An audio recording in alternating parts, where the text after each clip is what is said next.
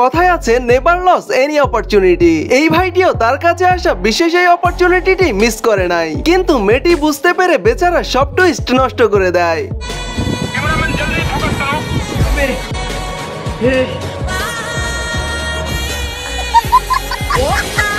Hello guys, রোমাঞ্চকর এই পৃথিবীতে বোকামি যেমন কমতি নেই, তেমনি তার রেকর্ড হওয়া ক্যামেরারও কমতি নেই। এমনই কিছু বেকুবদের বোকামি দেখবো আজকের এই ভিডিওতে। এখানেই দেখুন, এই বেচারা সরল মন নিয়ে গিয়েছিল এই সুন্দরীর উপকার করতে, কিন্তু কিছুক্ষণের জন্য বেচারা বেমালুম ভুলে গেছে যে পিছনে থাকা তারও একটি বউ আছে। গুরুজনরা তাই তো বলে, উপকারের প্রতিদান সবসময় ভালো হয় না।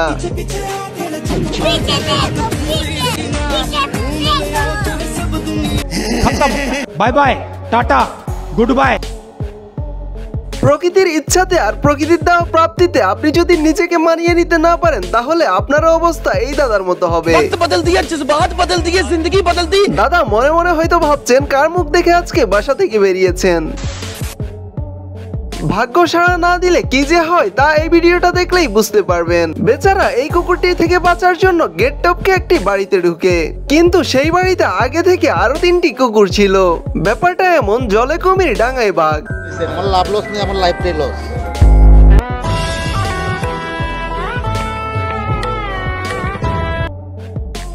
এখানে এই কাকু মনের সুখে ফিশিং করছিল, আর তখনই খেয়াল করলো তার মাথায় থাকা আলগা চুল আর মাথায় নেই। একজন ভদ্রমহিলা ছাতার সাথে আটকে চলে যাচ্ছিল। কাকুর বুঝতে আর একটু দেরি হলে কাকুর খালি মাঠ সবার সামনে উন্মোচন হয়ে যেত।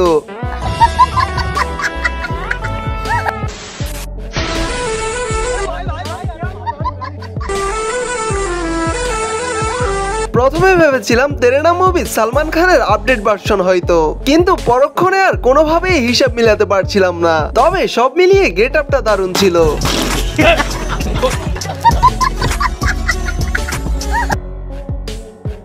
27 এপ্রিল 2024-এ ভারতের এক রাজ্যে দেখা মিলে এই 2 নম্বর পুস্কাওয়ালার। কখনো হাত চুবিয়ে দিচ্ছে পুস্কার জলে, আবার কখনো নিজের হাত ধোয়া জল দিয়েই বানাচ্ছে পুস্কা।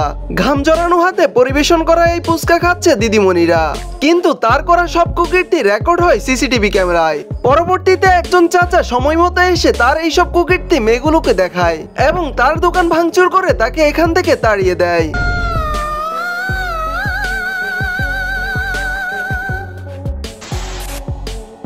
পোষা কুকুর যে কতটা ইতর হয় দেখুন একবার। মালিককে নকল করে তারই মতো ভেষ ধরেছে এই কুকুর।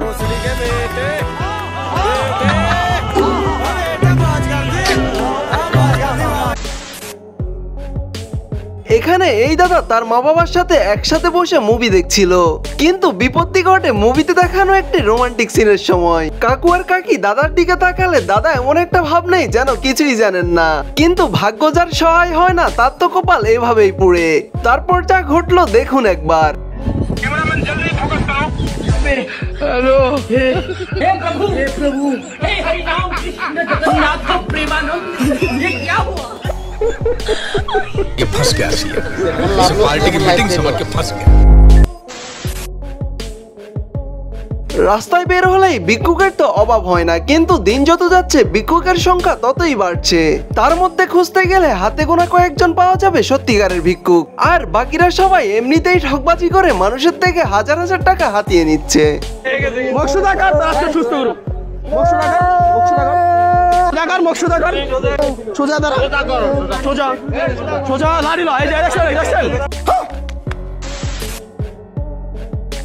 স্টেশনের সিটে বসে বসে দাদু একটু আরাম করছিল, কিন্তু পাশের এই ছেলেটি দাদুর সব আরাম হারাম করে দেয়। সে দাদুর সাথে কেমন ফাজলামো শুরু করেছে দেখুন একবার।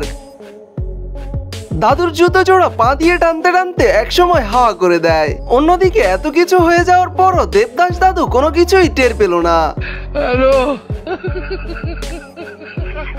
যেই না দাদুর হুঁশ আসে তখনই জুতো জোড়া খুঁজতে চিরুনি তল্লাশি শুরু করে দেয়, কিন্তু একবার যা হারায় তা কি আর ফিরে পাওয়া যায়? বেচারা দাদুর সাথে এমন করা কি ঠিক হলো?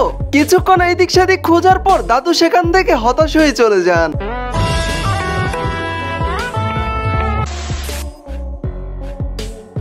এখানে এই কাকু বড়শি দিয়ে মাছ ধরছিল, তখন বড়শিতে একটি মাছ ধরা পড়ে, কিন্তু মাছটি ছিল জলের রাজা কুমির মশাইয়ের শিকার। যখনই কাকু ছিপ টেনে মাছটিকে পাড়ে উঠায় তখনই কুমিরটিও চলে আসে। তার শিকার কেড়ে নেওয়ার জন্য কাকুকে বেধড়ক এক তাড়া দেয়।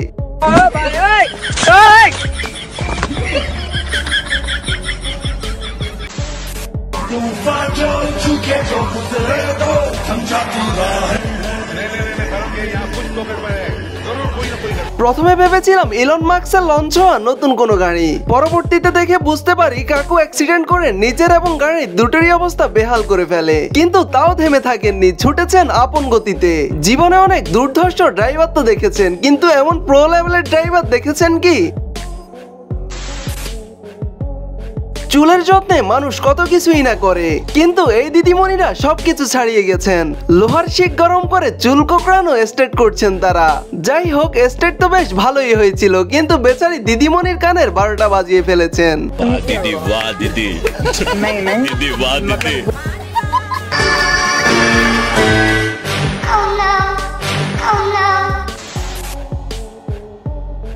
নেপালের একটি শহরে দিনের আলোয় চুরি করতে গিয়ে ভাইরাল হয় এই চোরেরা। পৃথিবীতে খতরনাক চোরের তো অভাব নেই, কিন্তু এমন অভিনব কৌশলে চলন্ত গাড়ি থেকে চুরি করতে এই প্রথম দেখলাম।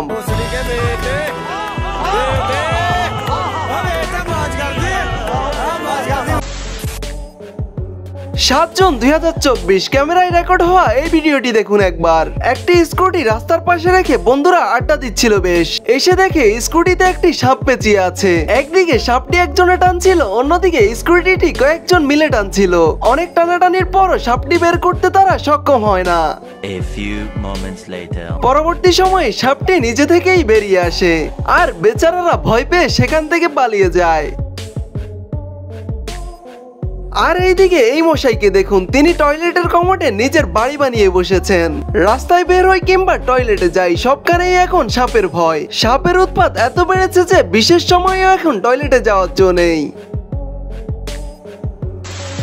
তো গাইস, আমাদের আজকের ভিডিওটি এই পর্যন্তই। ভিডিওটি ভালো লাগলে এমনই সব ইন্টারেস্টিং ভিডিও পেতে আমাদের চ্যানেলটি সাবস্ক্রাইব করে পাশে থাকবেন।